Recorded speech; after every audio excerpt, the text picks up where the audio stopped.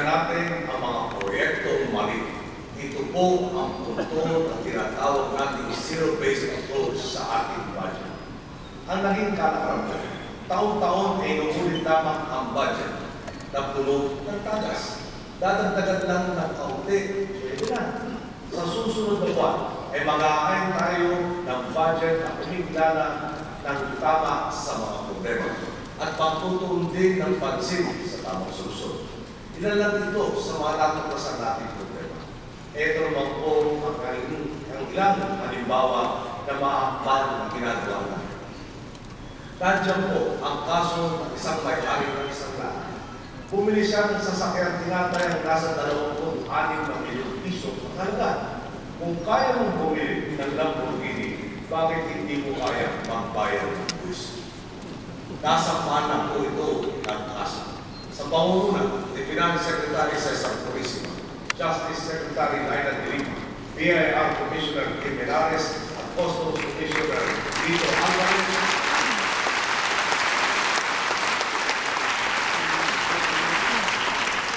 bawat linggo po ay may bago tayong kaso isinasampa kontra sa mga smuggler at sa mga hindi nagbabayad ng tamang buwis.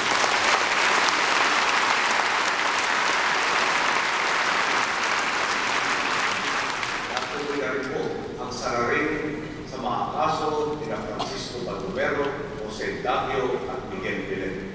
3 sa 6 na insidente ng extralegal killings mula na umupo tayo.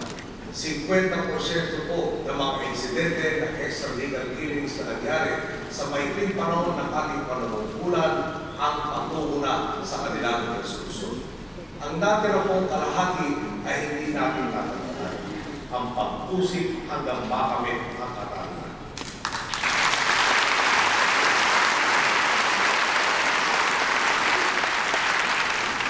Pananagutin natin ang mga mamamayan.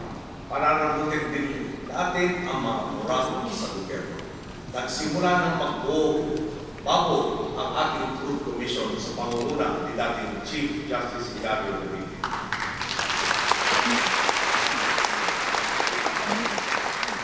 Hahanapin natin ang katotohanan sa mga nangyari hindi umanong katiwalian noong nakaraang 7 taon. Sa loob ng litong ito, pipirmahan ko ang kauna-unahang executive order na nagtatalaga sa pagbuo nitong Truth Commission. Kung ang sagot sa kawalan ng katarungan ay pananagutan, ang sagot naman sa kakulangan natin sa pondo ay mga makabago at malikhaing paraan para tugunan ang mga pagkatagal-tagal ng problema.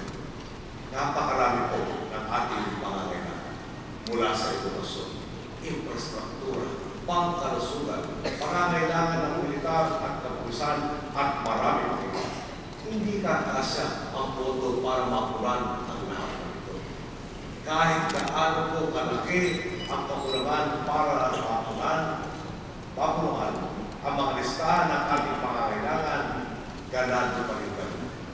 Dahil marami nang nagpakita ng panibagong interes at kumpiyansa sa Pilipinas.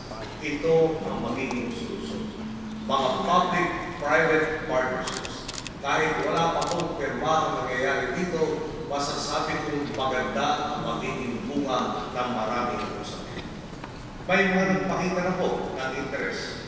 Gustong magtayo ng expressway na mula Maynila, tatahan ng Bulacan, Nueva Ecija, Nueva Vizcaya, hanggang sa dulo ng Cagayan Valley. Nang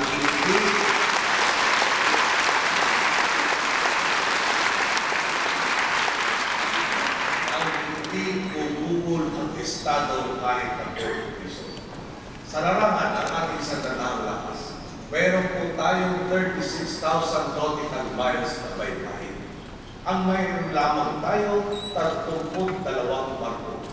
Ito mga barko ito, panahon pa ni General MacArthur. Kailan po tayo sa atin, ito ang proposisyon. Uupahan po nila ang headquarters ng Navy sa Rojas Boulevard at ang Naval Station sa Fort Bonifacio. Sagot po nila ang paglipat ng Navy headquarters sa Camp Aguinaldo, agaran bibigyan tayo ng 100 milyon dolyar at dagdag pa sa lahat ng yan, magsusubi pa sila sa atin ang kita mula sa mga negosyo itatayo nila sa uupahan nilang lupa. Sa madaling usapan, makukuha natin ang kailangan natin, hindi tayo gagastos, kikita pa tayo.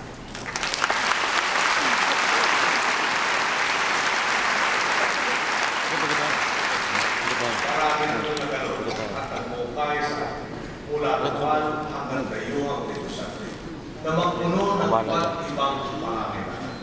Mula sa mga public-private partnerships na ito, lalago ang ating ekonomiya at bawat Pilipino makikinawa. Napakaraming sektor na matutunan. May papatayo na po ang infrastrukturang kailangan natin para paluin ang turismo. Sa agrikultura, makakapagtayo na tayo ng mga grains terminals, refrigeration facilities, maayos na road networks at post-harvest facilities.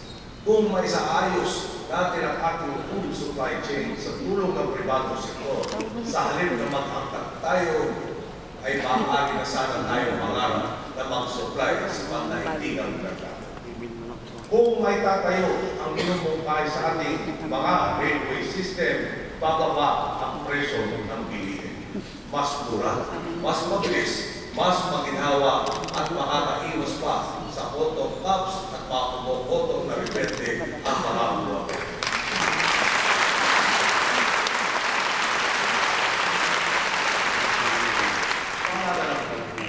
Una sa ating plataforma ang paglikha ng mga trabaho at nanggagaling ang trabaho sa paglago ng industriya.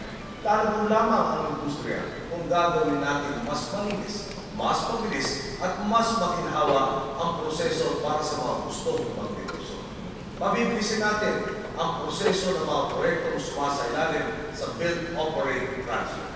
Sa tulong ng lahat ng sakay ng gobyerno at ng mga mamamayan, mababayin natin sa 6 na buwan ang proseso na noon ay naabot ng taon kung hindi dekada.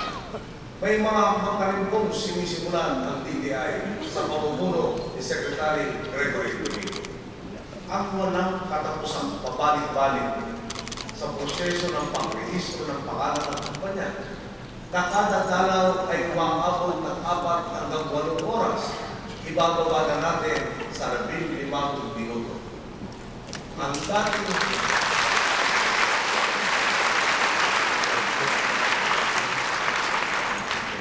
dating listahan ng 36 na dokumento, ibababa na natin sa 6. Ang dating 8 final application form, ibababa na natin sa 1 final. Nananawagan ako sa ating mga NGOs.